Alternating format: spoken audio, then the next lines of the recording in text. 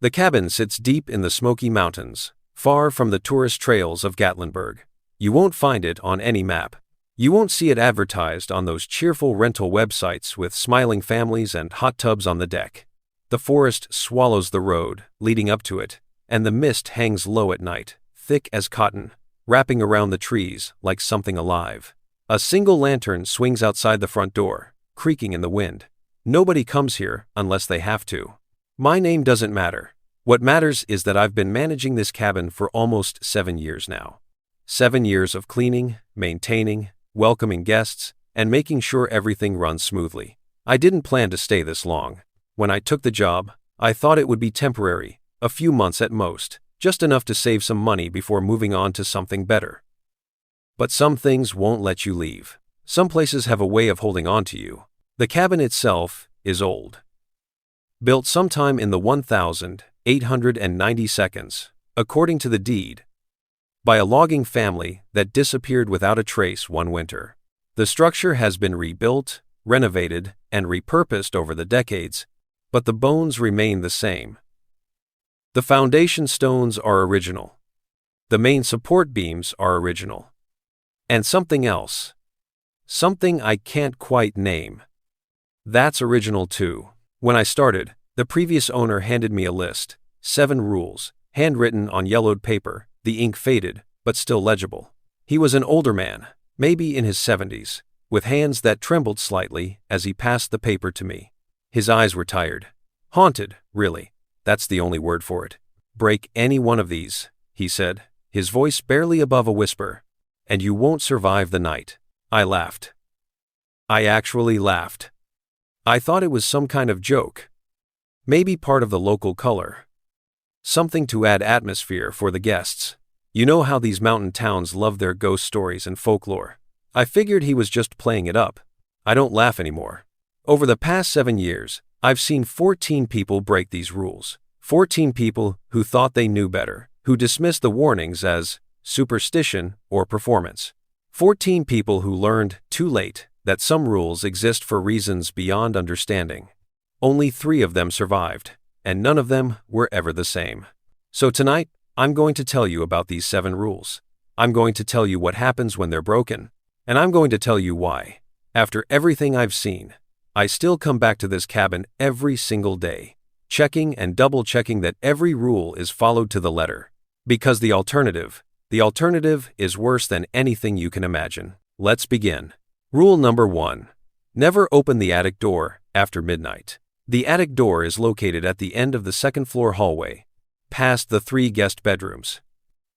It's an old wooden door, painted over so many times that the layers have created this weird, textured surface. There's a simple brass handle, tarnished with age, and a hook and eye latch that I installed myself during my first week. The door doesn't lock, there's no keyhole, no deadbolt, just that simple latch. During the day, the attic is unremarkable. I go up there regularly to check for leaks, to store seasonal decorations, to make sure the insulation is holding up. It's cramped and dusty, full of old boxes and forgotten furniture covered in white sheets.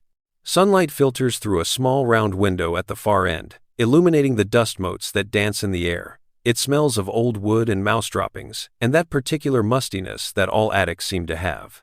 But at night, something changes. I first noticed it during my 3rd week on the job. I was doing a final walkthrough of the cabin before bed, checking that all the doors were locked, all the windows were secured.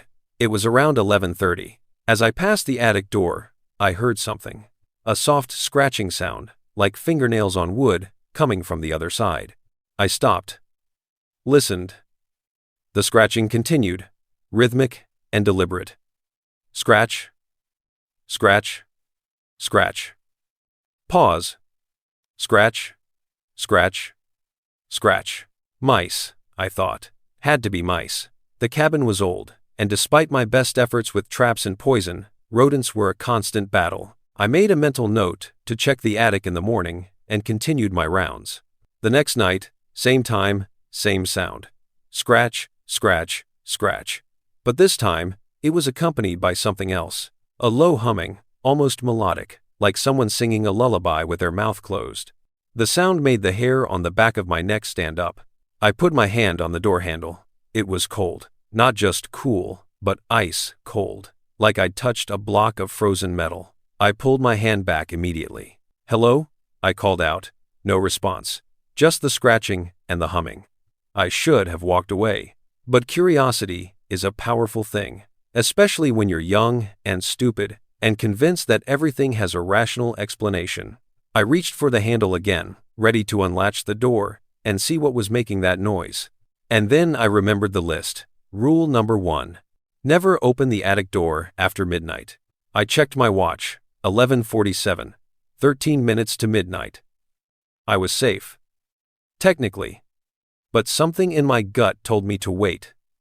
To see what happened when the clock struck 12. So I stood there, in the dark hallway, watching the attic door. Watching and waiting. At exactly midnight, I know, because the old grandfather clock downstairs chimed. Its deep bells echoing through the cabin, the scratching stopped. The humming stopped. Everything went silent. And then, the door began to shake. Not violently, but steadily, like something on the other side was pushing against it, testing its strength. The wood creaked and groaned. The brass handle rattled. I watched, frozen, as the hook and eye latch strained against whatever force was pressing from the other side. It lasted for maybe 30 seconds. Then, as suddenly as it started, it stopped.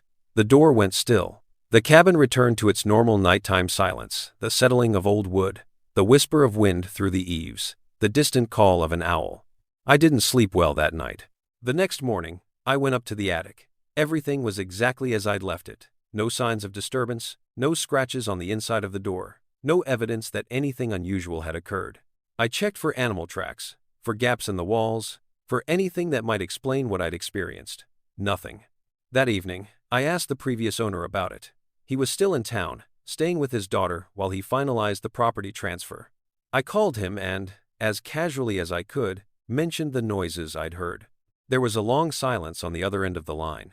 Then, "You didn't open it, did you?" "No," I said. "The rule says..." "Good." He cut me off. "Don't ever open that door after midnight.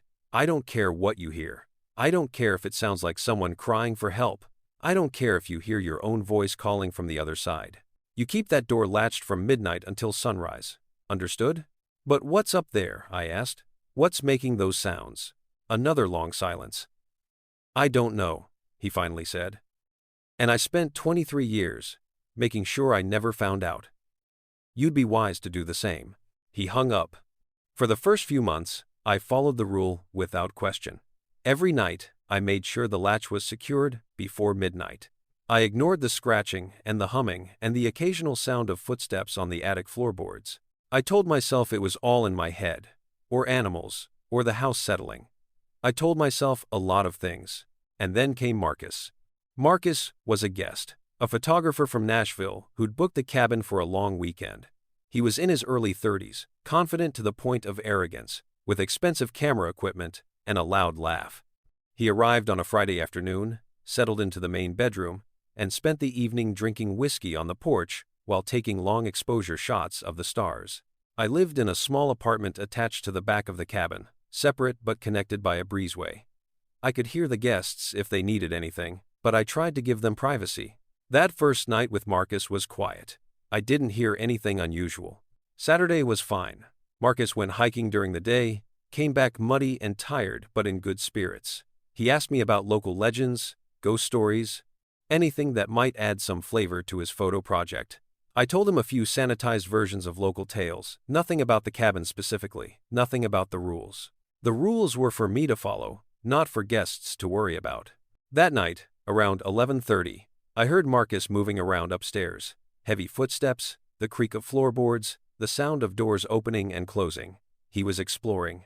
I didn't think much of it. Guests did that sometimes, especially if they couldn't sleep. Then I heard him in the hallway, right outside the attic door. I was in my apartment, getting ready for bed. I'd already done my nightly check, made sure the attic latch was secure.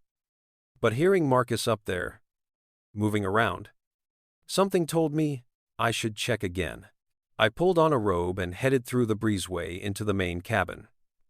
As I climbed the stairs to the second floor, I could hear him clearly now. He was talking to himself, or maybe on the phone. his voice low and excited. Perfect for the series. Authentic old attic, probably hasn't been touched in decades. Imagine the dust particles in the light. I reached the top of the stairs and saw him standing in front of the attic door, his hand on the latch. "Marcus," I called out.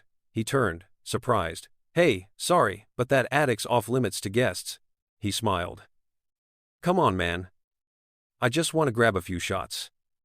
The aesthetic up there would be perfect for my project. I'll be careful. Won't touch anything." "No," I said firmly. "Sorry, but no. House rules." I checked my watch. 11:52. 8 minutes to midnight. Marcus's smile faded. "House rules? I rented the whole cabin. That includes the attic." "Actually, the rental agreement specifically excludes the attic," I said, keeping my voice calm and professional. "For insurance purposes. I'm sorry, but I really can't let you up there." He stared at me for a long moment, and I could see the calculation in his eyes. He was trying to decide whether to push the issue or let it go. Finally, he shrugged. "Whatever. It's your cabin." He walked past me toward his bedroom, but I could sense his frustration. I waited until his door closed, then checked the attic latch. Still secure. I breathed a sigh of relief. 11:58. I started back down the stairs, planning to wait in the kitchen until after midnight, just to make sure Marcus didn't try anything. I'd made it halfway down when I heard it. The sound of the latch being lifted, the creak of the attic door opening. I ran back up the stairs, taking them two at a time. When I reached the second-floor hallway, I saw Marcus standing in the open doorway of the attic, his phone flashlight illuminating the darkness beyond. And I saw the time on his phone screen, 12:01 a.m. "Marcus, get away from there," I shouted. He turned to look at me, confused by the panic in my voice. "Dude, relax. He never finished the sentence. Something grabbed him from behind. I didn't see what it was, the attic was too dark, and it happened too fast. One moment Marcus was standing there, backlit by his phone's flashlight. The next moment, he was being yanked backward into the darkness, his feet leaving the ground. He screamed. It was a raw, primal sound, full of terror and pain. His phone fell to the floor, its light spinning wildly, casting crazy shadows across the hallway. I lunged forward and grabbed the attic door, slamming it shut with all my strength. The screaming cut off immediately, replaced by a heavy silence that was somehow worse. I fumbled with the latch, my hands shaking so badly I could barely hook it into place. Once it was secured, I stepped back, breathing hard, staring at the door. "Marcus?" I called out. No response. I pressed my ear against the door. Nothing. Complete silence. Not even the usual scratching or humming. I stood there for what felt like an eternity, but was probably only a few minutes. Then, slowly, I reached for the latch. No. Rule number 1. Never open the attic door after midnight. It was 12:04 a.m. I couldn't open it. Not yet. Sunrise wasn't until around 6:30. I had over 6 hours to wait. So I waited. I sat on the floor outside the attic door, my back against the wall, watching the door as if my gaze alone could keep whatever was in there from coming out. Every sound made me jump. Every creak of the house settling made my heart race. The minutes crawled by. 1 a.m., 2 a.m., 3 a.m. At 4:30, I heard something new. A wet, dragging sound, like something heavy and sodden being pulled across the attic floor. It moved from one end of the attic to the other, slow and methodical. Then it stopped. Silence again. 5 a.m. The grandfather clock downstairs chimed. I was exhausted, running on pure adrenaline, my eyes burning from lack of sleep. At 6:33 a.m., the first rays of sunlight began filtering through the hallway window. Dawn. I checked and double-checked that it was truly sunrise, not just a false dawn. Then, with trembling hands, I unlatched the door and pushed it open. The attic was empty. No Marcus. No blood. No signs of struggle. Just the same old boxes and sheet-covered furniture and dusty floorboards I'd seen 100 times before. I climbed up, checking every corner, every shadow. Nothing. Marcus's phone was still on the hallway floor where it had fallen. When I picked it up, I saw he'd been trying to film. I opened his camera roll and found the last video he'd taken. The footage was shaky and dark, but I could see him opening the attic door, his flashlight sweeping across the space. And there, in the back corner, just for a frame or two, I saw something. A figure. Tall and impossibly thin, with limbs that bent at wrong angles. It was there for maybe half a second before the video cut off abruptly. I deleted the video. I don't know why. Instinct, maybe, or fear of what might happen if anyone else saw it. Marcus's car was still parked outside. His belongings were still in his room, but Marcus himself had simply vanished. I called the police, filed a missing person report, told them he'd gone for a hike, and never came back. They searched the woods for 3 days, never found a trace. His family came to collect his things. His mother asked me if I knew anything, if he'd seemed upset or worried. I lied and said no, that he'd seemed fine, that he just wanted to do some photography in the mountains. I've carried that lie for 7 years. After Marcus, I installed a padlock on the attic door. I keep it locked from midnight to sunrise, every single night. I've never opened that door after dark again. And I've never told another guest what might be up there. Because rule number 1 exists for a reason. Some doors are meant to stay closed, and whatever's on the other side, it's hungry, it's patient, and it's still waiting. Rule number 2, if you hear your name called from the woods, don't answer. The forest surrounding the cabin is old-growth massive oaks and hemlocks that have stood for centuries, their branches creating a canopy so thick that even at noon, the forest floor remains in twilight. The trees are draped with moss, and the undergrowth is dense with ferns and mountain laurel. It's beautiful in a wild, untamed way, but it's also easy to get lost in. Very easy. I learned about this rule on my 2nd month working at the cabin. It was late October, and the autumn colors were at their peak. The mountains were ablaze with reds and golds and oranges, and the air had that crisp, clean quality that makes you want to spend all day outside. I was raking leaves in the front yard, clearing the pathway to the porch. It was early afternoon, maybe 2 or 3 o'clock. The sun was shining, birds were singing, and I had my headphones in, listening to music while I worked. At some point, I paused to take a break, pulling out my headphones to wipe the sweat from my forehead, and that's when I heard it. Michael, my name, called from somewhere in the woods. A woman's voice, clear and distinct. I turned toward the tree line, squinting into the shadows. "Hello?" I called back. No response. I waited, listening. Nothing. Just the normal sounds of the forest wind in the leaves. The distant tapping of a woodpecker. The rustle of some small animal in the underbrush. I shrugged it off. Maybe a hiker was lost and needed help. Maybe I'd just imagined it. I went back to raking. 5 minutes later. Michael. Same voice, same direction, but this time, it sounded closer. I set down my rake and walked toward the edge of the yard, where the manicured grass gave way to wild forest. The trees seemed darker now, the shadows deeper, even though the sun hadn't moved. "Hello?" I called again. "Do you need help?" Silence, and then, from a completely different direction, to my left. Michael. The same voice, exactly the same tone, same inflection. But it had moved. Or there were 2 of them. That's when I felt the first prickle of unease. Something wasn't right about this. I backed away from the tree line, returning to the yard, to the open space where I could see clearly in all directions. Michael, behind me now. I spun around. Nothing. Just trees and shadows, and the quiet forest. Michael, to my right. Michael, straight ahead. Michael, from above. The voices were coming from everywhere now. Overlapping, surrounding me. All the same voice. All saying my name in the exact same way. Not urgent. Not frightened. Just calling. Like someone trying to get a friend's attention. I ran. I don't care if that sounds cowardly. I dropped the rake and sprinted for the cabin, covering the distance in seconds. I burst through the front door, slammed it behind me, and locked it. Then I stood there, breathing hard, listening. From outside, faint but persistent. Michael, Michael, Michael.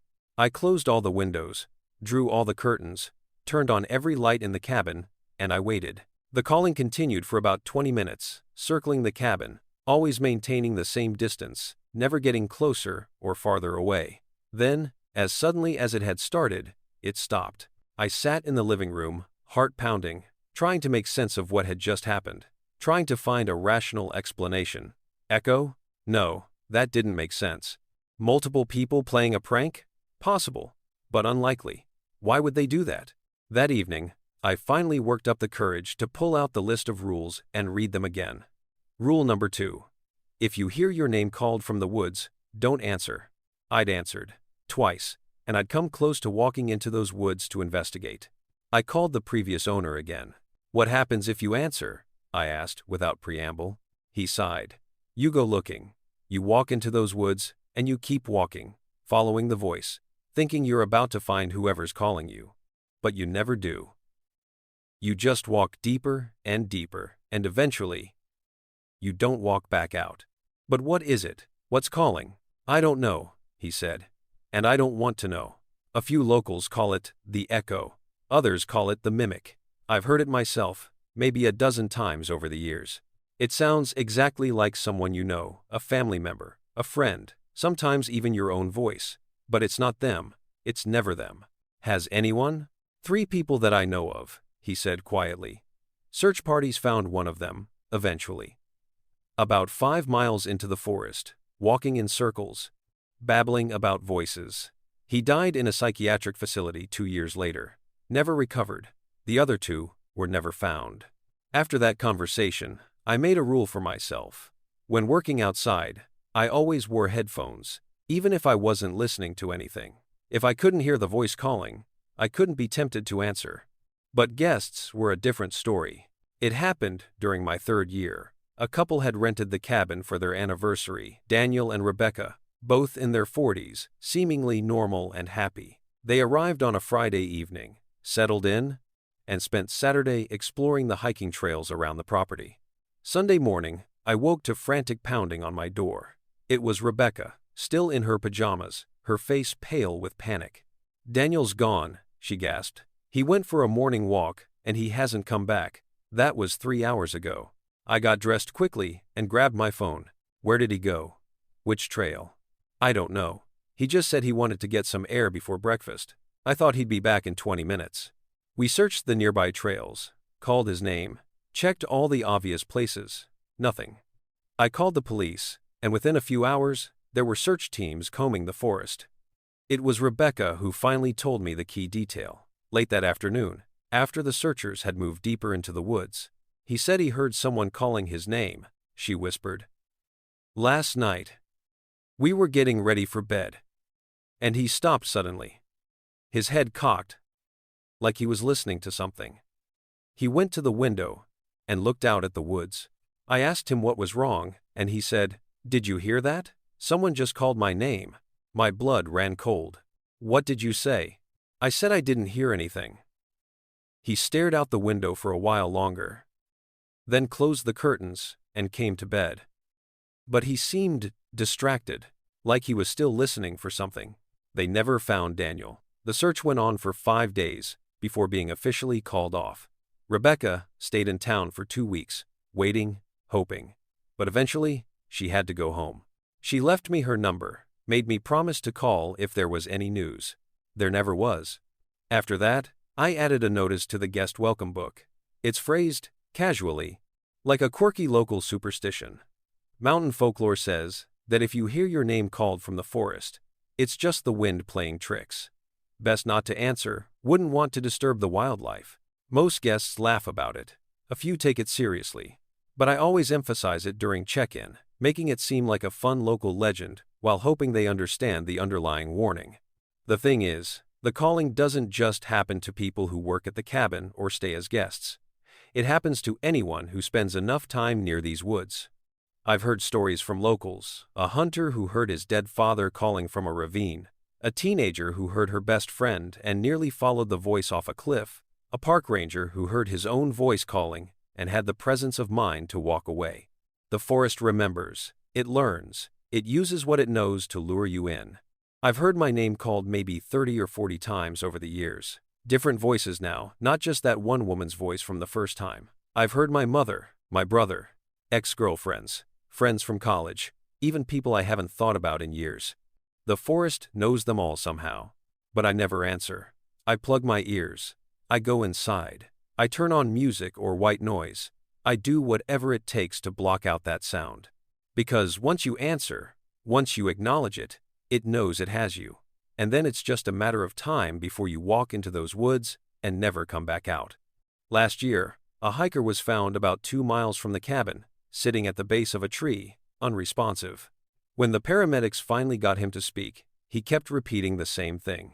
She needed help. I heard her calling. She needed help. There was no she. There never is. The hiker was from California, on vacation with his family. He'd wandered away from a trail early in the morning, following what he thought was his daughter's voice calling for help. By the time he realized something was wrong, he was hopelessly lost. He wandered for 6 hours before sitting down at that tree, too exhausted and confused to go any further. He was lucky.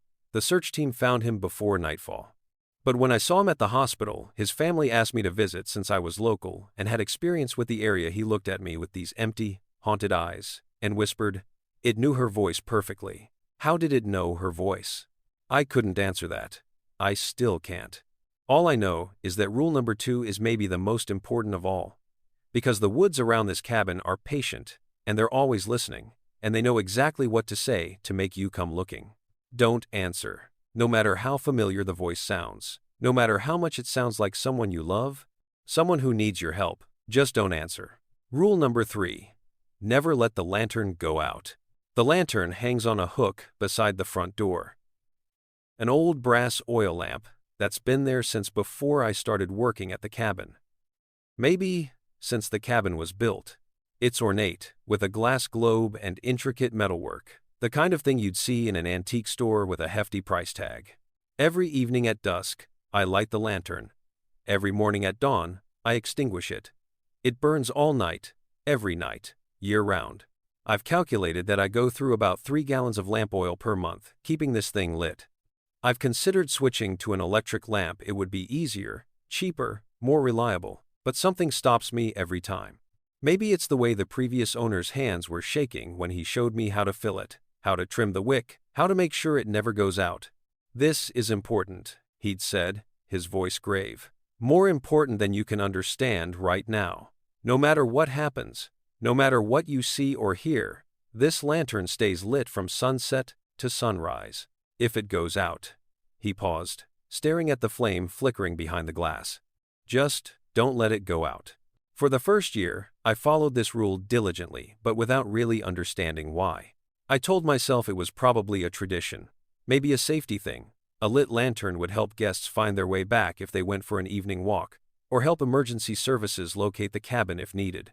But deep down, I knew it was something else, something I didn't want to think about too carefully. The truth revealed itself during a storm in February, my second year at the cabin. It started as a typical winter storm: heavy snow, strong winds, temperatures dropping below freezing. I'd prepared well, stocking up on firewood, food, and lamp oil. There were no guests that week. It was off-season, and most people didn't want to brave the mountain roads in winter. So it was just me and the cabin and the storm. The snow started falling around noon. By evening, there were already 6 inches on the ground, and the wind was howling through the trees like something alive. I lit the lantern as usual, watching the flame catch and grow, casting its warm glow across the porch. Inside, I built a fire in the stone fireplace and settled in with a book and a cup of coffee. The storm raged outside, but inside, the cabin was cozy and warm. Safe. Around 10 p.m., the power went out. Not unexpected, the cabin was on the end of the grid, and storms frequently knocked out electricity. I had flashlights and battery-powered lanterns, so it wasn't a big deal. I'd be fine until morning, when the power company would hopefully restore service. I did another check of the cabin before bed, all windows secured, fire banked for the night, front door locked, and most importantly, the lantern still burning brightly on its hook outside. I went to bed around 11, listening to the wind shriek around the cabin's corners and the snow patter against the windows. Despite the storm, I fell asleep quickly. I woke to complete darkness and absolute silence. The silence was wrong. Even in a storm, there's always sound: wind, creaking wood, the pop and hiss of the fire. But this was a dead silence, thick and oppressive, like the air itself had been muted. I reached for my flashlight on the bedside table and clicked it on. Nothing. The batteries were dead. I tried my phone, completely drained, even though it had been at 70% when I went to bed. A cold draft swept through the room, making me shiver. I got out of bed, feeling my way through the darkness toward the bedroom door. My breath was visible in the air. The temperature had dropped dramatically. The fire must have gone out. I made my way through the cabin using touch and memory, bumping into furniture, my hands trailing along walls. When I reached the front door, I could see the faintest hint of light coming through the window beside it. The lantern was flickering. The flame had shrunk to almost nothing, a tiny guttering point of light that threatened to die at any moment. My heart dropped. How long had it been like this? How close was it to going out completely? I fumbled with the door lock, my numb fingers struggling with the mechanism. Finally, it clicked open, and I stepped out onto the porch. The cold hit me like a physical blow. It wasn't normal cold, it was deeper, sharper. The kind of cold that seemed to penetrate straight through to your bones. And the silence. The silence was even worse out here. The storm had stopped. No wind, no falling snow. Just complete, utter stillness. I hurried to the lantern, my breath fogging in the freezing air. The oil reservoir was still half full. It should have burned for several more hours, but somehow, the flame was dying. I tried to adjust the wick, to coax the flame higher. My hands were shaking from the cold, making it difficult. Come on, I thought desperately. Stay lit, please, stay lit. The flame flickered once more, then died. For a moment, nothing happened. The darkness was complete. I stood on the porch, holding the dead lantern, listening to the silence. And then I heard them. Footsteps. In the snow. Coming up the path from the woods. Slow, deliberate footsteps. Crunching in the snow with a rhythm that was almost musical. Step. Pause. Step. Pause. Step. I couldn't see anything. The darkness was absolute, thick as tar. But the footsteps kept coming, getting closer. I fumbled in my pocket for my lighter, found it, flicked it on. The tiny flame seemed impossibly bright in the darkness, and in its light, I could see my own hands trembling as I struggled to relight the lantern. Come on, come on, come on. The footsteps reached the porch steps. I heard the creak of wood as something heavy stepped onto the first stair. The lantern wick caught. A small flame, weak and uncertain, but growing. I quickly adjusted it, bringing it to full brightness, and slid the glass globe back into place. The footsteps stopped. I held up the lantern, turning toward the porch steps. In the circle of light, I could see snow-covered boards. The railing. The first few steps leading down to the path. Nothing else. No footprints in the snow. No figure retreating into the darkness. Just empty space. But I could feel something out there, just beyond the reach of the light. Watching, waiting, I backed slowly toward the front door, keeping the lantern between me and whatever was out there. My hand found the door handle. I slipped inside, slammed the door shut, and locked it. Then I stood there, breathing hard, watching through the window as the lantern flame burned, steady and strong. The temperature inside the cabin began to rise slowly. Sound returned: the creak of settling wood, the tick of the grandfather clock, the soft moan of wind starting up again. My phone, sitting on the table, suddenly lit up with a full charge. The power came back on at 6:42 a.m., right as the first light of dawn was breaking. I extinguished the lantern as usual, inspecting it carefully in the growing light. The oil reservoir was still half full. The wick was intact. There was no mechanical reason it should have almost gone out. I found footprints in the snow that morning. They came up the path from the woods, crossed the yard, climbed the porch steps, and stopped right at the edge of where the lantern's light would have reached when it was burning at full strength. Then, they simply ended. No retreating tracks. No prints going anywhere else, just a line of footprints that stopped at an invisible barrier. The prints weren't quite human. They had the right general shape, heel, arch, toes, but they were wrong somehow. Too long, too narrow. The spacing between steps was irregular, and the depth varied in ways that didn't make sense. I took photos, measured them, tried to identify what could have made them. Never found an answer.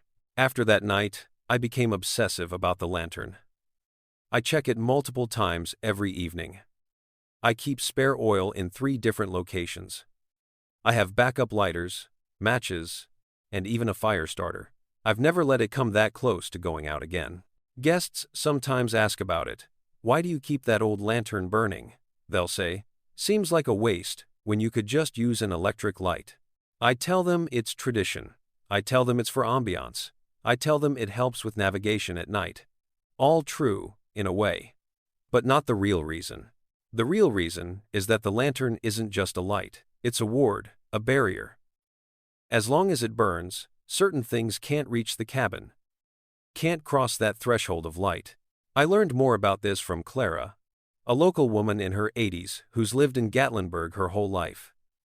She came by one afternoon about 3 years ago, bringing a basket of preserves as a welcome gift.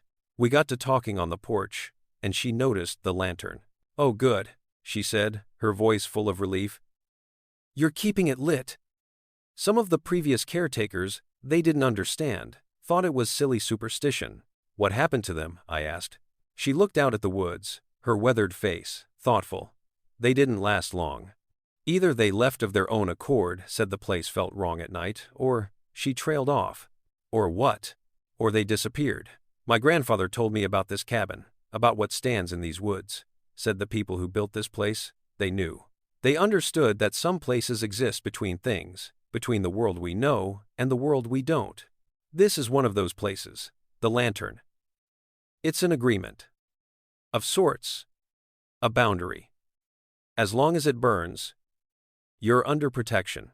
Protection from what?" She smiled sadly. "If I told you, you wouldn't sleep. And knowing wouldn't change anything. Just keep the lantern lit, young man, from dusk to dawn, every night, without fail." I wanted to ask more, but something in her expression told me the conversation was over. She handed me the preserves, patted my hand, and left. Since that night in February, I've noticed other things about the lantern. The way animals keep their distance from it. Deer won't come within 20 feet of the porch when it's lit. The way the flame always burns steady, even in strong winds that should blow it out. The way the light seems to extend further than it should, creating a clear circle of illumination that pushes back the darkness in a way that feels almost solid. And I've noticed what happens on nights when the flame burns lower, when the oil runs low, or the wick needs trimming. Those are the nights when I hear things outside, scratching at the walls, breathing near the windows. The slow, heavy footsteps, circling the cabin, around and around, never stopping. On those nights, I don't sleep. I sit in the living room, watching the lantern through the window, making sure it keeps burning. And I wait for dawn. There was one other incident. About 18 months ago, a guest, a young man named Tyler, went out for a smoke around 11 p.m. I'd specifically told him during check-in that if he needed to smoke at night, to do it on the porch, within the lantern's light. Don't wander into the yard. Don't go near the woods. He either forgot or didn't take me seriously. I was in my apartment when I heard the scream. Sharp, sudden, cut off almost immediately. I grabbed a flashlight and ran outside. Tyler was in the yard, maybe 30 feet from the porch, just beyond the reach of the lantern's light. He was on his knees in the snow, staring at something I couldn't see. His cigarette was still burning in the snow beside him. "Tyler!" I shouted. He didn't respond, didn't even seem to hear me. I grabbed the lantern from its hook, something I'd never done before, but instinct told me I needed it. As soon as I lifted it, Tyler gasped and fell forward, catching himself with his hands. I ran to him, holding the lantern high. As I got closer, I could see he was shaking violently. I helped him to his feet and half carried him back to the porch, back into the cabin. Inside, with all the lights on, he finally spoke. "There was something out there," he whispered, standing right in front of me. I couldn't move, couldn't scream. I could just see it. And it was looking at me. "What did it look like?" He shook his head. I can't. Every time I try to remember, it's like my brain won't let me. Like the memory slides away." He left the next morning, cutting his stay short by 3 days. Didn't ask for a refund, didn't complain. Just packed his things and left as soon as there was enough daylight to drive safely. I found something in the snow where he'd been kneeling. Burn marks. Like someone had pressed a red-hot brand into the frozen ground, melting through the snow to the earth beneath. The marks formed a pattern, not quite a circle, not quite a symbol, just lines and curves that hurt to look at, that made my eyes water and my head ache. I poured lamp oil over the marks and set them on fire, watched as the flames consumed whatever had been burned into the ground. The snow around the fire turned black, and the smell, God, the smell was like burning hair, and spoiled meat, and something else, something chemical and wrong. When the fire died out, the marks were gone. But the earth there remained dead. Even now, a year and a half later, nothing grows in that spot. The grass around it is healthy and green in summer, but that patch remains bare dirt, sterile, and lifeless. I reset the lantern on its hook that night and made a promise to myself. I would never take it down again. No matter what happened, no matter who screamed or what sounds I heard in the darkness, the lantern would stay on that hook, burning through the night. Because moving it, even for a moment, even with the best intentions, breaks something, creates a gap. And things can slip through gaps. Now I keep a second lantern inside, already filled and ready, just in case something happens to the one outside. And a third in my apartment, and emergency candles in every room. I have contingencies for my contingencies. Guests sometimes comment on my paranoia. They laugh about the stockpile of lamp oil, the multiple lighters, the matches stored in waterproof containers. I let them laugh. Better they think I'm eccentric than understand the real reason. Because rule number 3 isn't just about keeping a light burning. It's about maintaining a boundary between the cabin and everything else. It's about respecting an agreement made long before I was born, by people who understood these mountains better than we do now. The lantern is a promise. We'll stay in the light and you'll stay in the dark. And as long as that promise is kept, as long as that flame burns from dusk to dawn, the cabin remains safe. A small island of light in an ocean of darkness. But if the flame goes out, if that boundary breaks, I've seen what waits on the other side. I've heard it breathing in the darkness. I've felt it watching from just beyond the reach of the light. And I'll do whatever it takes to make sure that flame never dies again. Rule number 4. Don't look out the windows between 3 a.m. and 4 a.m. The cabin has 12 windows. 4 downstairs, 2 in the living room, 1 in the kitchen, 1 beside the front door.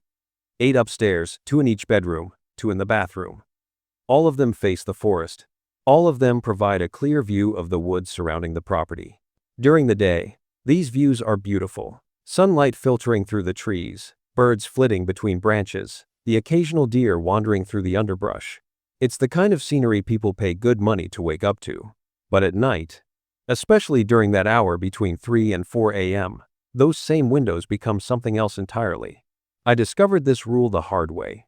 It was about 6 weeks into my job, late March. The weather was transitioning from winter to spring, with cold nights and mild days. I'd been sleeping well, adjusting to the rhythms of the cabin, growing comfortable with my new job and new home. That night, I woke suddenly at 3:17 a.m. My phone on the nightstand told me the time. It screened bright in the darkness. I didn't know why I'd woken. No loud noise, no bad dream that I could remember. Just a sudden, complete wakefulness. I lay there for a moment, listening. The cabin was quiet, except for the normal sounds. The tick of the clock, the settling of old wood, the whisper of wind outside. Then I heard it, a soft tapping. Tap, tap, tap. Regular and rhythmic, like someone drumming their fingers. It was coming from the window. My bedroom window faced west, looking out over the side yard toward the densest part of the forest. I'd left the curtains open. I liked being able to see the moonlight, liked waking up to dawn breaking through the trees. Tap, tap, tap. Probably a branch, I thought. The wind must be blowing it against the glass. But there was no wind. The night was still. Tap, tap, tap. I sat up, looking toward the window. From my bed, I could only see the top portion, the glass reflecting the darkness outside, the faint suggestion of trees beyond.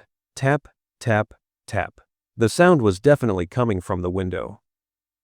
I got out of bed and walked toward it, intending to see what was causing the noise. As I got closer, I could see more of the view outside. The yard was visible in the moonlight, the grass silvery gray. Tap, tap, tap. I was about 5 feet from the window when I saw it. There was a face pressed against the glass. I stopped, my heart suddenly hammering. A face. Pale.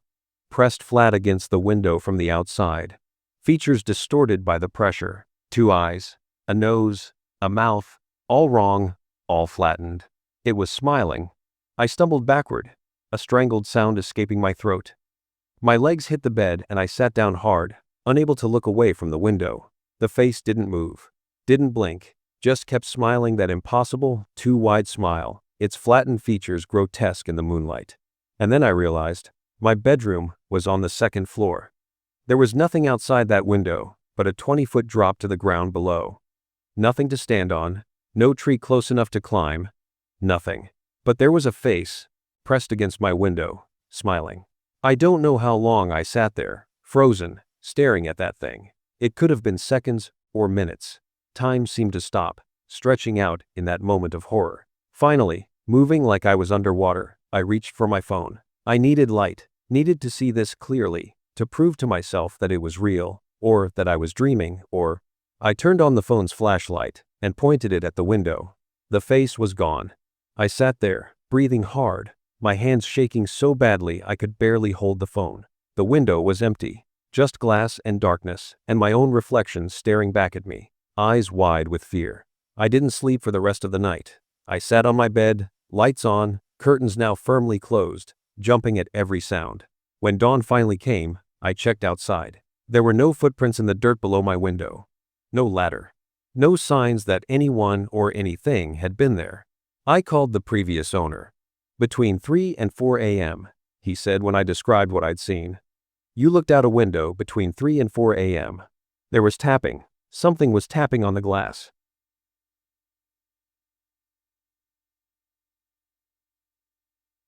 What was I supposed to do? Nothing, he said firmly. You were supposed to do nothing. That's the rule.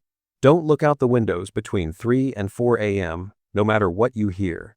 But what was it? What did I see? Silence on the other end of the line. Then, I don't know what it is. I've seen it too. Different face each time, but always the same smile. Some people think it's spirits. Others think it's something older. Something that was here before the cabin. Before people came to these mountains. All I know is that during that hour, something walks around the cabin. It looks in the windows, and if you look back, what? What happens if you look back? Nothing usually. It sees you, you see it, and that's the end of it. But sometimes, he paused, sometimes it comes back the next night, and the night after that, and it doesn't just look anymore. It tries to get in. Jesus Christ. That's why it's important not to look. If you don't look, it doesn't know you see it. It's just doing its rounds. Checking the windows.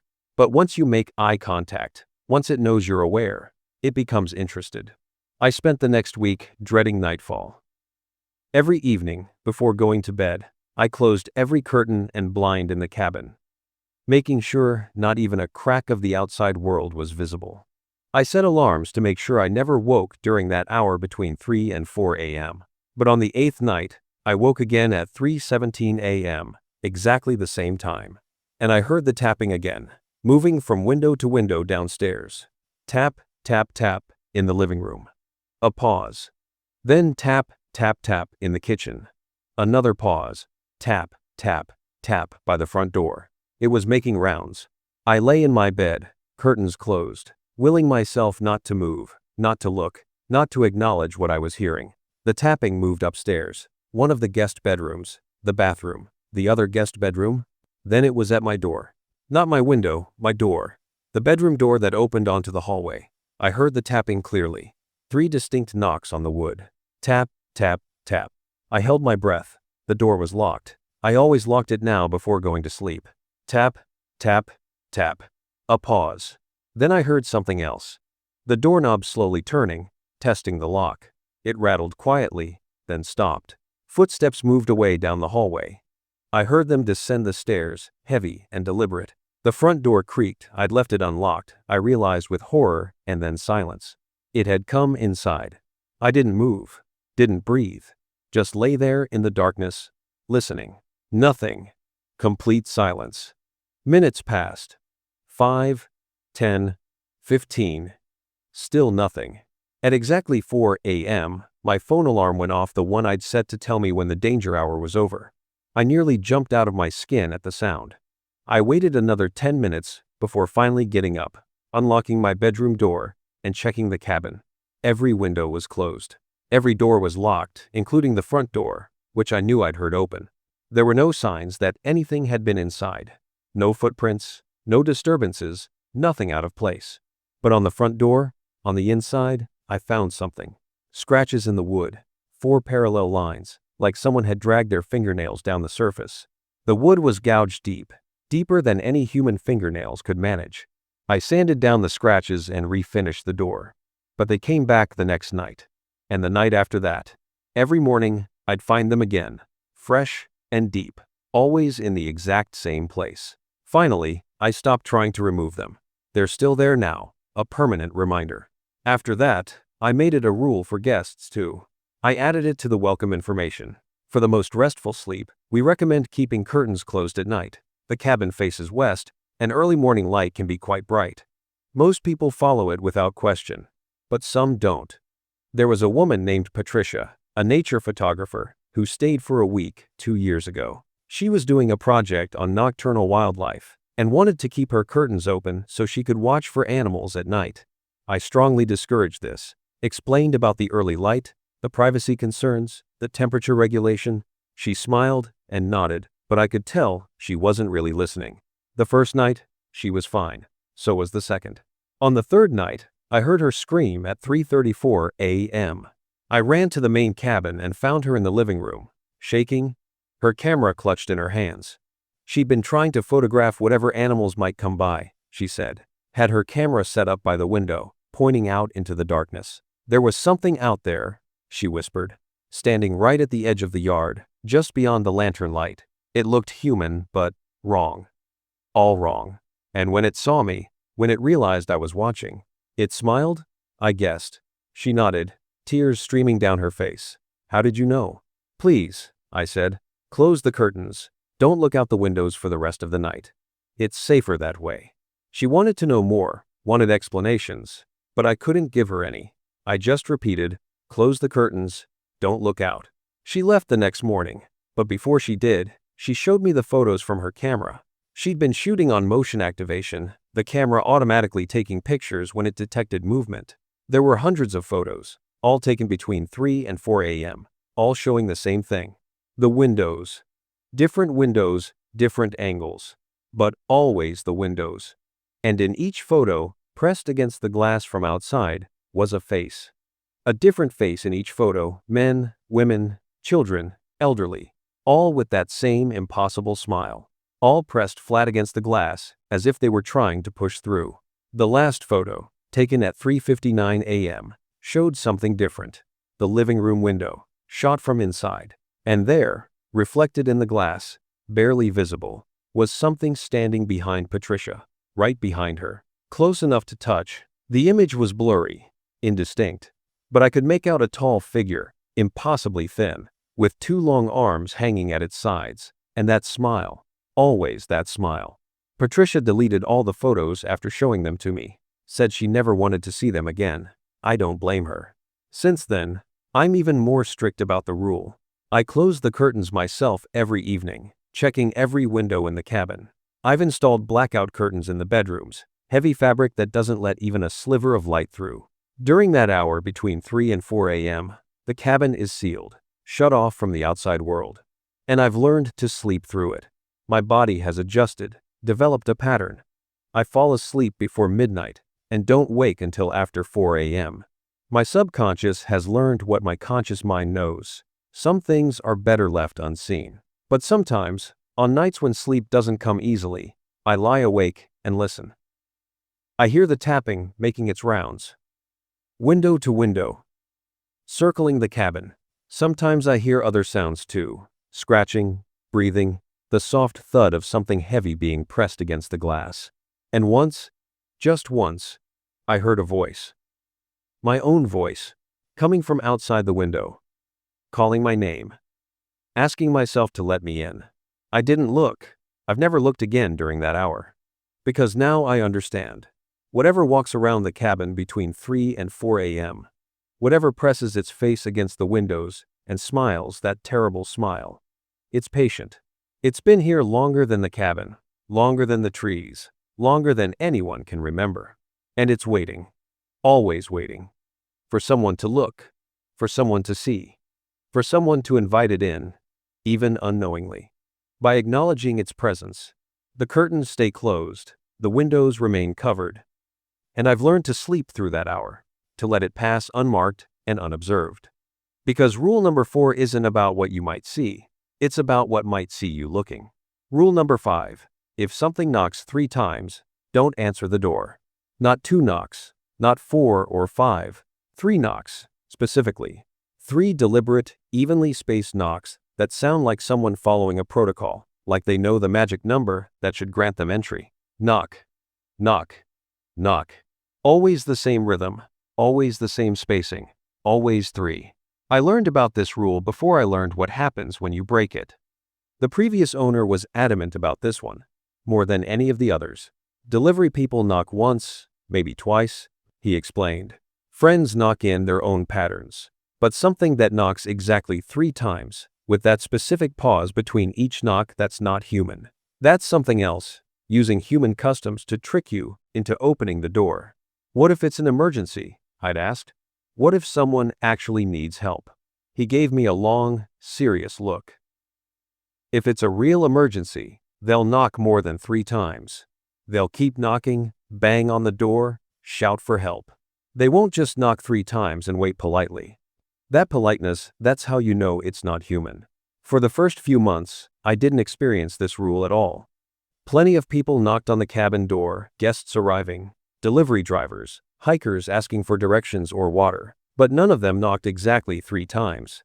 Until a night in May, my 4th month at the cabin. I was in the living room, reading by the fireplace. It was around 9 p.m., full dark outside, the lantern burning steadily on the porch. There were no guests that night. It was a Tuesday in the off-season, and I had the place to myself. Then I heard it. Knock. Knock. Knock. 3 measured knocks on the front door. Clear and distinct. Not aggressive, but not tentative either. Just precise. I stood up, my book forgotten. Every instinct told me to answer it. That's what you do when someone knocks.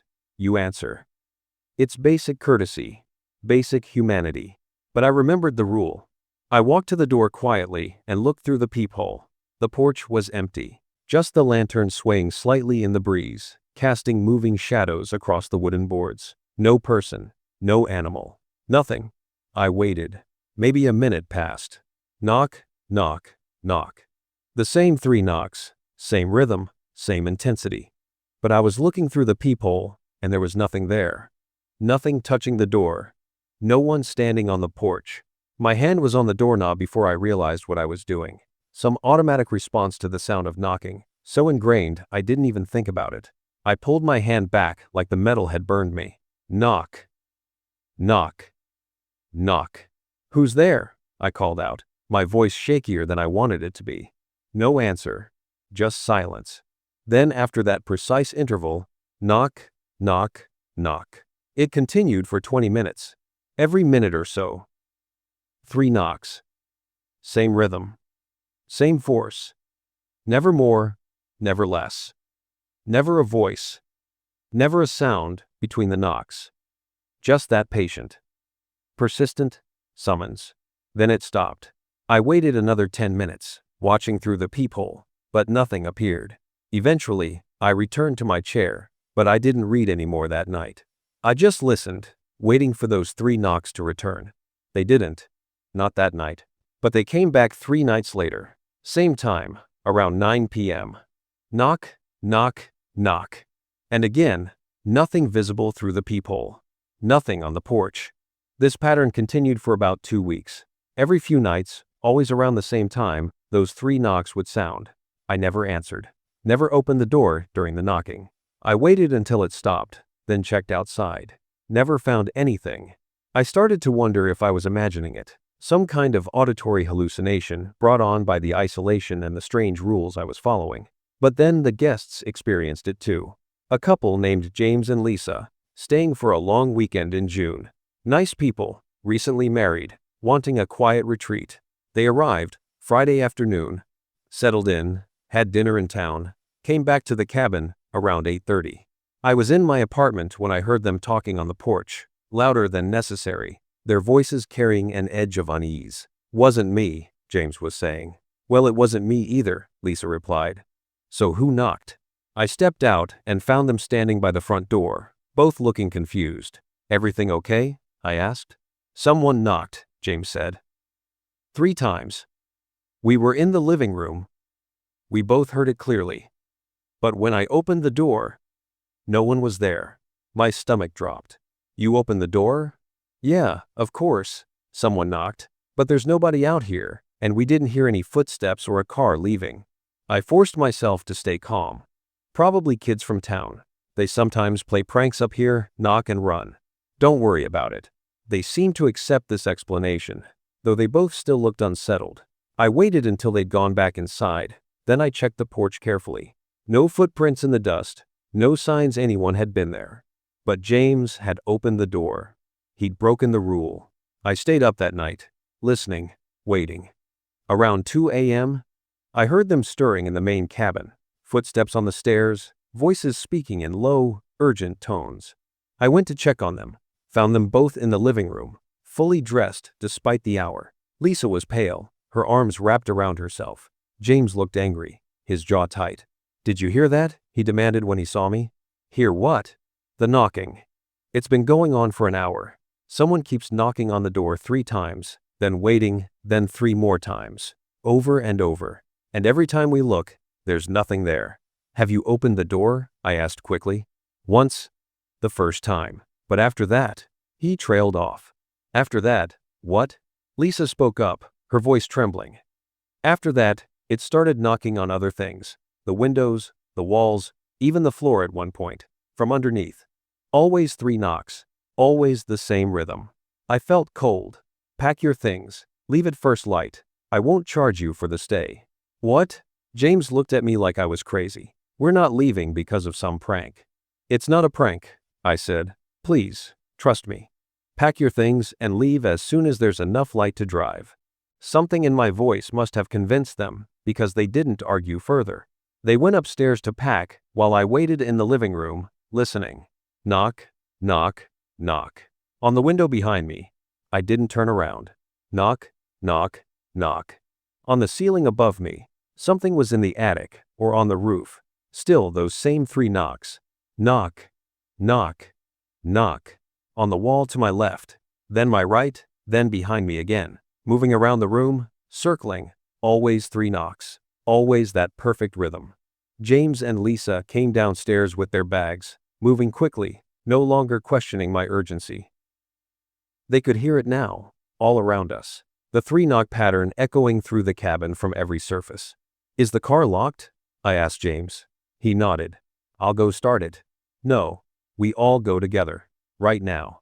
We left through the front door, and I made sure to lock it behind us, though my hands were shaking so badly, it took 3 tries. The walk to their car, maybe 30 feet, felt like a mile. The knocking had stopped inside, but I could feel something watching us. The air felt thick, resistant, like we were pushing through water. They got in the car. James started the engine, and, as they pulled away, I saw it in their rear window. A figure, tall and dark, sitting in the back seat, right behind Lisa. I could see its outline against the glow of the dashboard lights. I shouted, waving my arms, trying to get them to stop. But they were already halfway down the drive, and they didn't look back. I called James's cell phone immediately. It rang and rang, no answer. I tried Lisa's. Same thing. I left voicemails, sent texts, telling them to pull over, to check their back seat. They called me 3 hours later, from a hotel in Knoxville. They'd stopped for gas about an hour into the drive. When Lisa got back in the car after using the restroom, she'd noticed something in the back seat. A wet spot on the upholstery, as if someone with soaking wet clothes had been sitting there. But the doors had been locked, the windows up, no way for anyone to get in. They'd driven straight to a hotel, checked into a room, and had been sitting there with all the lights on, too afraid to sleep.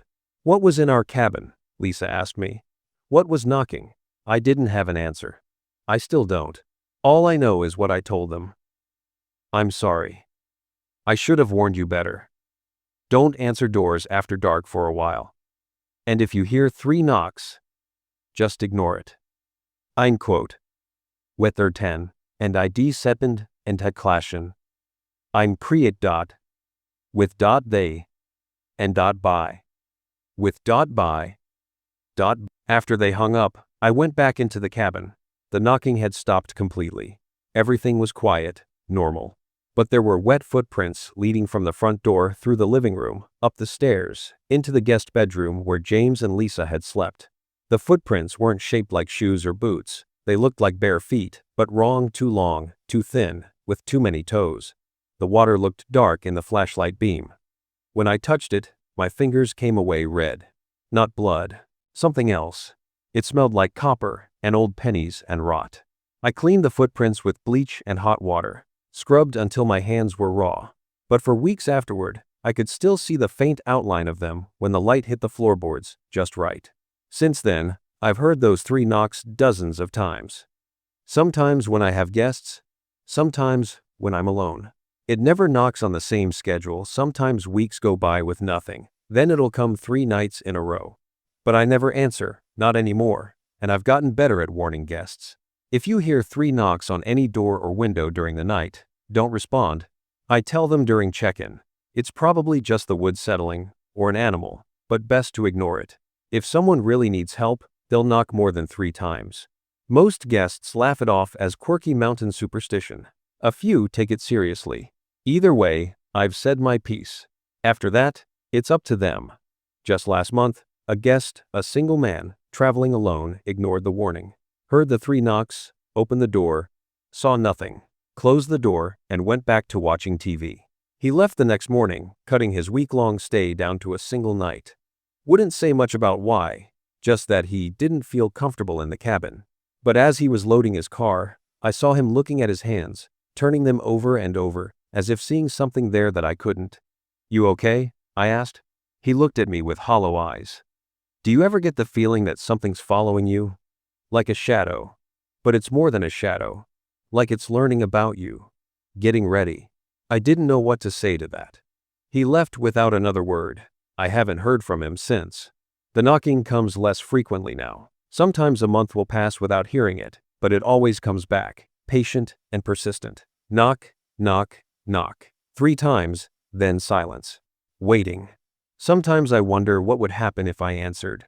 What stands on the other side of that door, taking the shape and customs of humans to gain entry? What wet footprints would it track through my life if I let it in? But I'll never know. Because rule number 5 isn't just about not answering the door. It's about understanding that some invitations, once extended, can never be taken back. 3 knocks. Never more, never less. And the door stays closed. Rule number 6. Never count the deer. The forest around the cabin is thick with white-tailed deer. They're everywhere, grazing in the yard at dawn, drinking from the stream that runs behind the property, watching from the tree line with their dark, liquid eyes. It's one of the things guests love most about the place. The abundance of wildlife, the feeling of being immersed in nature. I loved it too, at first. Would watch the deer for hours, marveling at their grace, their alertness, the way they'd freeze at the slightest sound, ears swiveling like radar dishes. Until I made the mistake of counting them. It happened during my 2nd month, on a misty morning in early April. I was having coffee on the porch, watching the yard as the sun came up. The mist was thick that morning, lying low to the ground, turning the grass silver and making the trees fade into ghostly silhouettes. And there were deer everywhere, more than I'd ever seen at once. They dotted the yard like statues, all facing the same direction, toward the rising sun. It was beautiful, surreal even, like something out of a nature documentary. I started counting them out of idle curiosity. 1 by the shed, 2 near the tree line, 3 by the stream, 4 clustered near the fire pit. I kept going, my eyes moving from deer to deer, adding them up. 10, 12, 15. More emerged from the mist as I watched, materializing out of the gray morning like they'd been there all along, just waiting to be noticed. 20, 25. How were there so many? The yard wasn't that big, and yet they kept appearing, more and more, all standing perfectly still, all facing that same direction. 30, 35. Something felt wrong now. The way they stood too still, too perfect, and none of them were moving. Not eating, not looking around, not doing any of the things deer normally do, just standing. 40, 41, 42. I lost count, started over. 1, 2, 3. But more kept appearing. Or were they moving? Shifting positions when I wasn't looking directly at them? I couldn't tell anymore. My eyes were starting to water from staring so hard, from trying to keep track. 53, 54, 55. And then, I noticed something that made my coffee cup slip from my hand, shattering on the porch boards. Some of the deer weren't standing on 4 legs. Some of them were standing on 2. I blinked, rubbed my eyes, looked again. The mist was clearing slightly now, the sun burning through.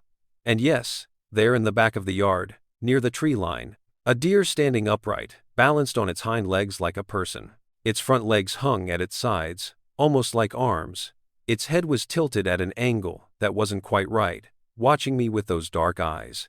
And once I saw that one, I saw the others. 3 more, 5, 8, all standing upright, scattered among the normal deer. As if they belonged there, as if this was perfectly natural. My heart was hammering.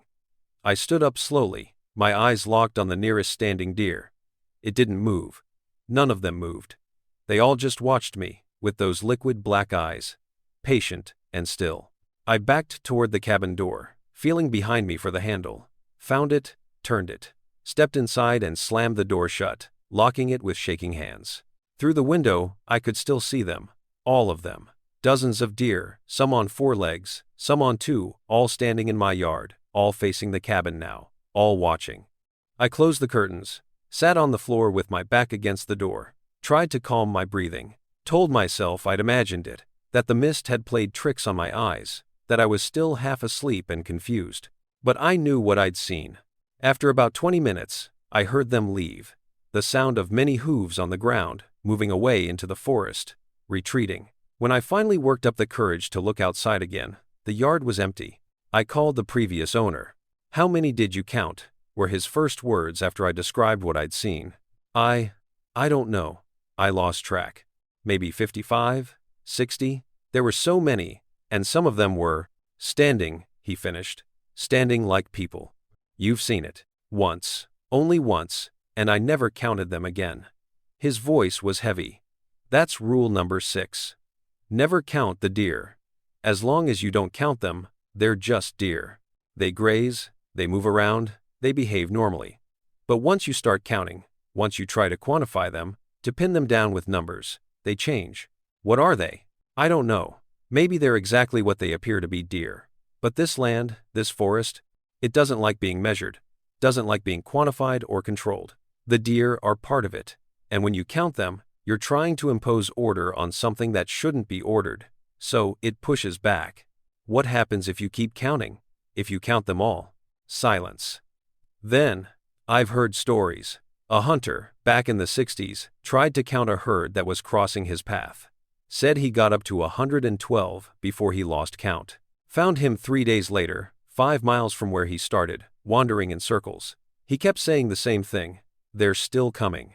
I can't count them all. They're still coming. Did he recover? No. Died in a hospital a week later. Heart attack, officially. But the nurses said he never stopped counting. Even in his sleep, he was whispering numbers. After that conversation, I made a conscious effort to never count the deer again. When they appeared in the yard, I'd look at them, appreciate them, but I wouldn't let myself tally them up. Wouldn't let my mind slip into that numerical categorization. It worked, mostly. The deer went back to being normal deer. They grazed and moved and behaved the way deer should. And I never saw any standing upright again. But guests didn't know the rule.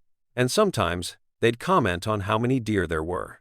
"We counted 23 this morning," a woman named Sarah said excitedly during her second day at the cabin. "All at once, right in the front yard.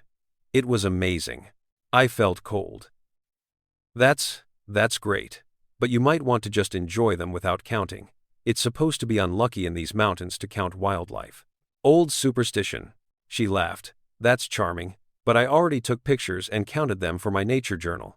I'm up to 23 total. I wanted to warn her more strongly. But what could I say? That the deer might stand up and watch her? If she kept counting? She'd think I was insane. That night, she knocked on my apartment door around 10 p.m. She looked rattled, her camera clutched in her hands. "Something's wrong with my photos," she said. "The ones I took of the deer this morning. Can you look at them?" I didn't want to, but I did. The first few photos were normal. Deer grazing in the yard, their coats gleaming in the morning sun. Beautiful shots, well composed. But then the photos started to change. In photo 7, one of the deer in the background had its head turned at an impossible angle, looking directly at the camera. In photo 11, 2 deer were standing on their hind legs, partially obscured by other deer in the foreground. In photo 15, there were more deer than could physically fit in the frame. They overlapped, occupying the same space, as if multiple images had been layered on top of each other. And in the final photo, every single deer was standing upright, facing the camera.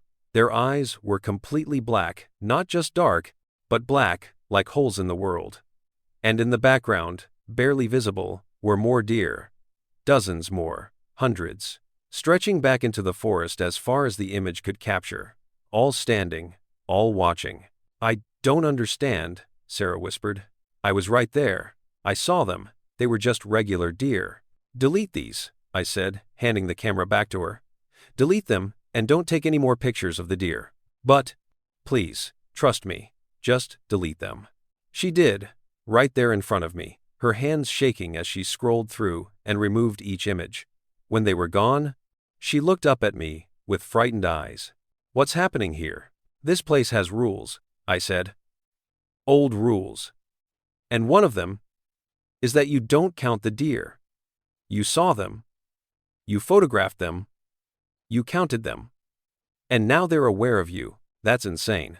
I know how it sounds, but tomorrow morning, don't look out the windows. Stay inside until at least 9 a.m. Can you do that?" She wanted to argue, I could tell. But something in her expression said she'd believe anything at that point. She nodded and went back to her room. I stayed up all night, listening. Around 3 a.m., I heard them. Hooves on the porch, dozens of them, moving in circles around the cabin.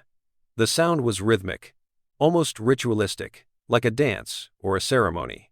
And underneath the sound of hooves, I heard something else. A clicking sound, rapid and insistent, like teeth chattering or bones rattling together. The circling continued until dawn. When the sun finally came up, the sounds stopped abruptly. I looked out the window against the rules. I know, but I had to check. The yard was empty, but there were marks in the grass. Hundreds of hoof prints, forming a perfect circle around the cabin. And inside that circle, closer to the porch, was another circle. And another. Concentric rings of tracks, like a target, with the cabin at its center. Sarah left that morning without saying much, just packed her things quickly and drove away. She left a 1-star review online later, saying the place was creepy, and she'd felt watched constantly. I didn't respond to the review. What could I say? The circles stayed in the grass for weeks. The grass inside the circles died, turning brown and brittle. It took most of the summer for it to grow back. Since then, I'm very careful about how I talk about the deer with guests. I point them out, encourage people to enjoy them, but I always add, they're beautiful to watch, but there's an old mountain saying it's bad luck to count them. Just enjoy them as they are. Most people laugh. Some take it seriously. Either way, I've said my piece. But I still see them sometimes. On mornings when the mist is thick, I'll glance out the window and see deer in the yard, and I'll notice, without counting, without letting my mind enumerate them, that there are more than there should be, more than the yard should hold. And sometimes, just at the edge of my vision, I'll see one standing upright, watching the cabin with patient, ancient eyes. I never look directly at those ones. Never try to count how many there are. I just close the curtain and go about my day. Because rule number 6 isn't just about counting. It's about understanding that some things exist in a state beyond numbers, beyond quantity, beyond our human need to measure and categorize. The deer are part of the forest, and the forest doesn't follow our rules. Try to impose order on it, try to pin it down with numbers, and it shows you exactly how little control you really have. Last week, I found something in the mailbox. No stamp, no return address, just my name written on the envelope in careful handwriting. Inside was a photograph. It showed the cabin from the forest, taken from far back in the trees. The angle was high, as if the photographer had been standing on something tall, or standing on two legs when they should have been on four. And in the foreground of the photo, watching the cabin, were deer. I didn't count them. I won't count them. But there are too many. Far too many. The photo is in my desk drawer now. I can't bring myself to throw it away, but I don't look at it, because every time I do, I notice more deer in the background, more than were there before, more than should be there. They're patient, they're waiting. And as long as I don't count them, as long as I respect the boundary between knowing and not knowing, they'll stay in the forest where they belong. But the day I try to count them, the day I try to know exactly how many there are, that's the day they'll know they can come for me. Rule number 7. The basement door stays locked. This is the rule I'm most afraid to break, more than any of the others. More than the attic, more than the lantern, more than the windows, or the knocking, or the deer. Because unlike the other rules, which I've seen broken and witnessed the consequences, this one remains unbroken. And the reason it remains unbroken is because of what the previous owner told me about it.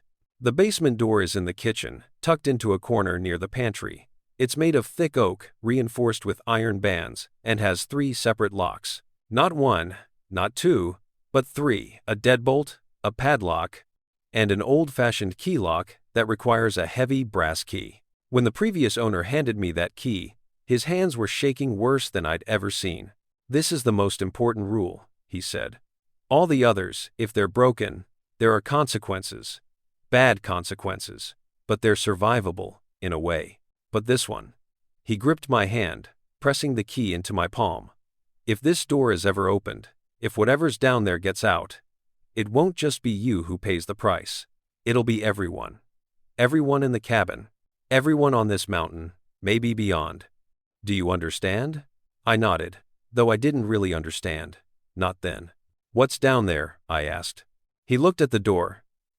And in his eyes, I saw something I hadn't seen with any of the other rules. Not fear. Exactly. More like reverence. Dread. Reverence. I don't know, he said quietly. And I spent 23 years making absolutely certain I never found out. That was 4 months before I started working at the cabin. By the time I moved in, I'd almost forgotten about that conversation. The other rules seemed more pressing, more immediate. The attic, the forest, the windows, the knocking, the deer. These were things I could understand, at least partially, things I could conceptualize. But the basement? I'd never even thought about it. Never tried the door, never put my ear against it to listen. The key stayed on my keyring, and the door stayed locked, and that was enough. Until my 5th year, when I had to call a plumber. There was a leak in the kitchen, water pooling under the sink. I'd tried to fix it myself, but it was beyond my skills. So I called a local plumber, a guy named Tom who'd worked in Gatlinburg for 30 years. He fixed the leak quickly, efficiently. As he was packing up his tools, he noticed the basement door. You got a sump pump down there? He asked. With all this rain we've been having, might want to check it. There's no pump, I said. And the basement's just storage. It's fine. He walked over to the door, examining the locks. 3 locks. What are you keeping down there, gold? Just old stuff, family heirlooms. The owner wanted them secure. He nodded, but I could tell he thought it was odd. Well, if you ever need work done down there, give me a call. I've worked on most of the old properties around here. After he left, I stood looking at the door. 3 locks. I'd never questioned it before. But now it seemed excessive. Paranoid even. I walked over and put my hand on the wood. It was cold. Not just cool, but genuinely cold, despite the warm kitchen around it. And I could feel something. A vibration, maybe? Or a hum, so low it was almost subsonic, felt more than heard. I pulled my hand back. That night, I dreamed about the basement. I dreamed I was standing in the kitchen, and the door was open, all 3 locks undone, hanging loose. Beyond the door was darkness, absolute and complete. And from that darkness came a sound. Not a voice. Not exactly. More like breathing, but impossibly loud. Impossibly deep. The breathing of something massive. In the dream, I walked toward the open door. I couldn't help myself. Each step felt like moving through water, slow and resistant, but I kept moving. I reached the threshold, looked down into the darkness, and saw. I woke up. My sheets were soaked with sweat. My heart was pounding so hard I thought it might burst. And I could still hear it, that deep, resonant breathing, fading slowly like an echo. I got out of bed and checked the basement door. All 3 locks, secure. The key still on my keyring. Everything as it should be. But on the door, I noticed something I'd never seen before. Scratches. Deep gouges in the wood, on the basement side, scoring the oak. They were old. The wood inside the scratches was dark with age, but I'd never noticed them before. They looked like claw marks, but the spacing was wrong, too wide. Whatever made them had been big, very big. I ran my fingers over the scratches, and that's when I felt it again. That vibration. That subsonic hum. And underneath it, so faint I might have imagined it, the sound of breathing. From the basement, below me, waiting. I haven't dreamed about the basement since that night, and I've never touched the door again. The key stays on my keyring, but I've tied a piece of red thread around it, a reminder to myself. Don't use this, don't ever use this. Guests sometimes ask about the door. What's in the basement? They'll say, noticing the 3 locks. Storage, I always answer. Old equipment, foundation access, nothing interesting. Most accept this. A few push. Curious or suspicious. One guest, a man named Peter, got particularly insistent. I'm a contractor, he said. I'd love to see the foundation work. These old cabins are fascinating from a structural standpoint. The basement's off limits, I said firmly. Insurance liability, I'm sorry. He wasn't happy, but he dropped it. Or so I thought. That night, around midnight, I heard sounds from the kitchen. I went to investigate and found Peter standing in front of the basement door, a set of lockpicks in his hands. What the hell are you doing? I demanded. He jumped, looking guilty. I just wanted to see. Out. Pack your things and leave. Now. You can't kick me out in the middle of the night. Watch me. You have 10 minutes to pack and get out. Or, I'm calling the police. He argued, but I didn't budge. Something about seeing him there, tools in hand, ready to open that door. It filled me with a terror I couldn't explain. A certainty that if he opened it, if he broke rule number 7, something terrible would happen. Something irreversible. He left, cursing me, threatening to leave bad reviews, to report me to the rental company. I didn't care. All I cared about was that the door stayed locked. After he was gone, I checked the locks again. All secure. But there were fresh scratches on the metal of the padlock, where he'd been trying to pick it. And on the door itself, those old claw marks seemed deeper, fresher. I stood there, in the dark kitchen, listening, and I swear, from below, I heard something.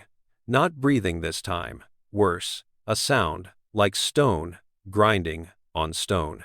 Like something massive, shifting position, getting comfortable, waiting. The next morning, I had new locks installed. Bigger, better, more complex.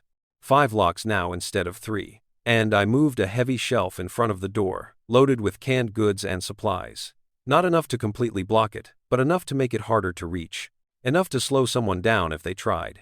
Because that's all rule number 7 is really about. Slowing people down, giving them time to reconsider. To remember that some doors are locked for a reason. Some rooms are sealed because what's inside should never, ever be let out. I don't know what's in the basement. I don't know if it's something physical or something else. I don't know if it's been there since the cabin was built, or if it was there before, and the cabin was built around it, built to contain it. All I know is that the basement door stays locked. The key stays on my keyring, tied with red thread as a reminder. And every night, before I go to bed, I check those locks. All 5 of them. Make sure they're secure. Make sure nothing has been tampered with. Because rule number 7 isn't about what might happen if I break it. It's about what will definitely happen. What the previous owner knew. What everyone who's ever lived in this cabin has known. Some doors are meant to stay closed forever. And this is one of them. 7 rules, 7 boundaries, between the normal world and whatever else exists in these mountains, in this cabin, in the spaces between what we understand and what we fear. I've been here for almost 7 years now. 7 years of following these rules, of watching others break them, of witnessing the consequences and cleaning up the aftermath. 7 years of living on the edge of something vast and unknowable. People ask me why I stay. Why I don't leave, find a normal job, live a normal life somewhere, where doors don't need 7 locks and lanterns burn for reasons beyond light. The truth is, I've tried to leave. 3 times, actually. I packed my belongings, turned in my notice, made plans to move to Atlanta, to Nashville, to anywhere that wasn't here. But each time, something brought me back. Not force, exactly, more like gravity. Like this place has its hooks in me. And the further I get, the more I feel them pulling. Or maybe I've just accepted what I am now. A caretaker. A guardian of rules I don't fully understand. Protecting people from things they can't see. The cabin still stands in the Smoky Mountains, deep in the forest where the mist hangs low and the trees remember things humans have forgotten. The lantern still burns from dusk to dawn. The attic door stays latched after midnight. The curtains stay closed between 3 and 4 a.m. And somewhere below the kitchen, behind 5 locks and a door reinforced with iron, something waits in the darkness. Patient. Eternal. The previous owner died last month. His daughter called to tell me. Peaceful passing, in his sleep, at his daughter's house in Knoxville.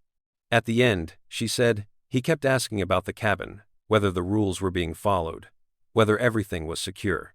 I told her yes. I told her everything was fine. All the rules were being kept, the cabin was safe. She said he smiled when he heard that, said it was the first time she'd seen him look truly peaceful in years. He told me once, she said, that the cabin found its caretakers, that it chose people who could handle the responsibility, people who would understand, even if they didn't know why. He said you were the right choice. I don't know if that's true. Most days, I feel like I'm barely holding things together, following rules I don't understand, protecting people from threats I can't explain, living in a state of constant vigilance. But then I think about Marcus, pulled into the attic, about Daniel, lost in the forest, about James and Lisa, driving away with something in their back seat, about all the people who might have died if the rules weren't followed. And I realize that maybe that's enough. Maybe you don't need to understand everything. Maybe you just need to respect the boundaries, honor the rules, and keep the lights burning through the darkness. Tomorrow, I'll wake at dawn and extinguish the lantern. I'll open the curtains and let in the morning light. I'll watch the deer grazing in the yard without counting them. I'll check all the locks, maintain all the boundaries, follow all the rules. And tomorrow night, as darkness falls, I'll light the lantern again. I'll close the curtains. I'll listen for knocking and refuse to answer. I'll avoid the windows during that haunted hour. Because that's what caretakers do. We maintain, we protect. We stand between the world that most people know and the world that hides in shadows and mist and old wood. 7 rules, 7 years. And as long as I'm here, as long as I follow the rules and keep the boundaries intact, the cabin will stand. The guests will come and go. And the things that wait in the darkness, in the attic, in the forest, at the windows, in the basement, they'll stay where they belong. On the other side of the rules, if you ever find yourself in Gatlinburg, driving those winding mountain roads, and you see a cabin in the woods with a lantern burning on the porch, keep driving. That's not a place for casual visitors. That's not somewhere you stay without understanding the cost. But if you do stop, if you do check in, if you do spend a night under that roof, follow the rules. All of them. Every single one. Because in this cabin, in these mountains, the rules aren't suggestions. They're not folklore or superstition or quirky local color. They're the only thing standing between you and something ancient, patient, and hungry. 7 rules. Remember them. And whatever you do, never, ever break them.